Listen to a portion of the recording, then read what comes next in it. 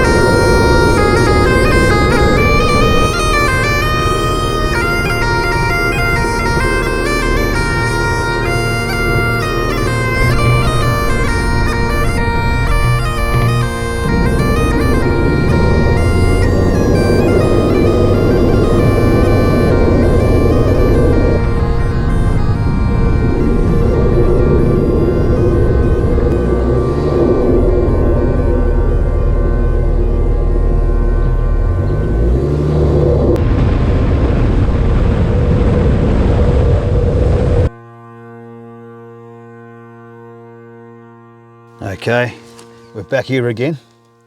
As you can see, it's dripping. The actual camera is actually falling out.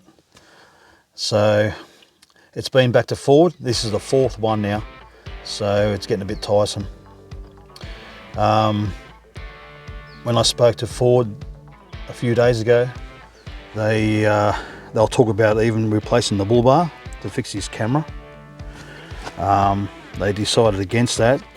Apparently there's a new housing coming in here somewhere for the camera that's different design, so it's a lot more sturdy than what it is now. It's something to do with the bull bar, it's nothing else. So it's either a ARB problem or a Ford problem. I'm sort of leaning towards the ARB problem. So yeah, I'm sort of glad now I got all this pre-rego and got it all done through Ford. Because of these warranty issues with this camera. Some bloke asked me in the comments a few videos ago how much are these cameras. Ford quoted me, he said off the top of his head around about $1,000 just for the camera. So then you've got to add your labour, which what, an hour or two, I don't know. So you're probably looking around about that $1,200, $1,300 mark to replace these cameras. I'm assuming there's ARB in America, so if you got these bull bars, let us know. Well, let us know if anyone's having these problems with these cameras with an ARB bull bar. It's only the camera, the sensors are fine. Yeah, so just glad I got the warranty through Ford. Otherwise I could have been battling with both, passing the buck, you know, ARB to Ford and Ford to ARB. So it's all done by Ford, so it's their problem. So they've got to fix it. So yeah, it's frustrating, but look, you know, people have a lot more serious problems with warranty issues. One of them is that the turbo oil line, I think it is, gets a hairline crack in it. The tail shaft problems, which are all being fixed now. And there was one more, which was the what was it, the glow plugs. Apparently that's settled down as well, the bloke at Ford was saying. So, but that's the only problem I've had. So I love this car, and you know I keep banging on about it, but it's a warranty issue, and I told you guys I'll be honest. It's only a small thing, but it's quite expensive, $1,000. So yeah. All right, just let us know if anyone else is having a problem with the camera, with the ARB bull bar, or any other bull bar. You know, just let us know in the comments. All right, let's go to the lithium battery and I'll show you what I got. So, a bit of a backstory with this battery. It was my second choice. I've been researching probably 6 months now on a lithium battery. The reason why I went with this second choice was the end of year sales. So I was saving around about $500–600 on this battery, and it ticked all the requirements that I needed. So my first choice, I'm not going to name the company, that is a top battery, but it was like going through the Spanish Inquisition. If you wanted to buy one, you had to say, yeah, or you had to tell him what you're using it for, what gear, all that sort of stuff, where you're putting it. You had to pay $1,000 deposit up front, and then he makes the battery, which is all good, you know. No one's had any complaints. So what I've heard of anyway in the reviews, they're a top battery. But I would have stuck with that battery, but the price never come down. So this one did. This one cost me in the end $1,700, and it's a 280 amp hour. Yeah, so I'm pretty happy with it. It ticks all the boxes for me, like the top tier one I was going to go for on my first choice. Just minus probably just a couple of things, that's all, but I'll show you what it is. So there we go, big way batteries.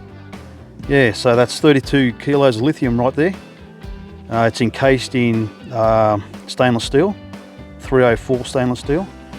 It's got nice sturdy handles, beautiful terminals, nice and sturdy. It has Class A plasmatic cells. And I think I did mention it was 280 amp hour. It has a 250 continuous discharge for 30 minutes, and then after that it's 125. But there's not many things that don't cycle off after half an hour. Like if you've got induction or a deep air fryer or something like that, it's going to cycle off and on. So this will just keep going at 250 if you get that high. I can't imagine it. Yeah, so with the dimensions, let's write a few specs down here. It's 36.5 or 365 mil across. It's 280 high, and it's 170 deep or wide. So that's about the footprint of a decent AGM, maybe a 120, 130 AGM, probably just higher. So, you know, you can always get away with the height. So it's always, you know, the floor space you're always worried about. So that's going to fit in beautifully. Where I'm putting it in the tub, I don't know. It'll be at the front. I'm sort of leaning towards the right hand side because I've got too much weight going on the left. The fridge will be on the left, the awning will be on the left, the fuel tank's on the left. So yeah, not quite sure where I'm going to put it. I might put it in the middle or towards the right. I'll work all that out later on, but yeah. So what else has it got? It's got it's got Bluetooth. It has a Dali BMS, which is apparently pretty good. It's Bluetooth's a little bit tricky. You've got to wake the battery up. So I put my air compressor on it, just under here, and started it up, and it woke up the Bluetooth. Once you do that, it's fine. So yeah. Yeah, so that's really about it. So I'm happy with this purchase. It's really solid. You know, it'll take some knocks if it gets knocked around in the boot somehow. But yeah, so I'm happy with that. Yeah, so just a bit of an update with the car. I know I said in a few videos ago I was getting the Canopy and all that. There's been a delay on that. I wasn't happy. Apparently I was the first one to order and I'm the last one to get it. Work that one out. So I missed the first shipment from South Africa, So I'm in the second shipment now, which is July. So I've done I know I'm doing things back to front with it. I've got the fridge that arrived yesterday. I've got the lithium battery. I should have the Canopy on first and then got all that, but it was the end of year sales. I couldn't pass them by, so I saved $500 on the lithium battery, and I saved at least $500 on the fridge as well.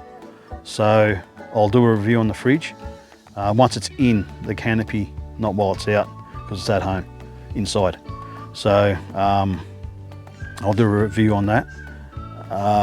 Yeah, so with that Canopy, they couldn't explain what happened. You know, they said I was the first person in Australia to order it for the next gen Ranger, and I was ringing up like every second week, how are we going with it and all that, and they punched in the serial number, whatever, and said, oh, it's not on the boat, it's not coming in June. So I had plans, like probably now I'll be traveling up to Maroochydore to get it. So now it looks like the end of July, hopefully. So I've booked in a date there, the 21st of July, so they can fit it, and they're going to be fitting the awning, the Pioneer rack on top, or Expedition they call it, and obviously the canopy, the aluminium canopy. So yep, that's an update for that, and hopefully I'll do a video on that as well if they allow me to film. I might do some filming with the fitting and all that sort of stuff, and yeah, and they said they were going to, Dean, the owner of the company, said he was going to do a video on the car, but I don't know now, because I'm not the first one to do it, so he'll probably get another Ford Ranger or next gen Ranger, and he'll put it up, you know, so it doesn't matter. I'll do my own video, and yeah, so all right, don't forget to subscribe, like, comment, anything.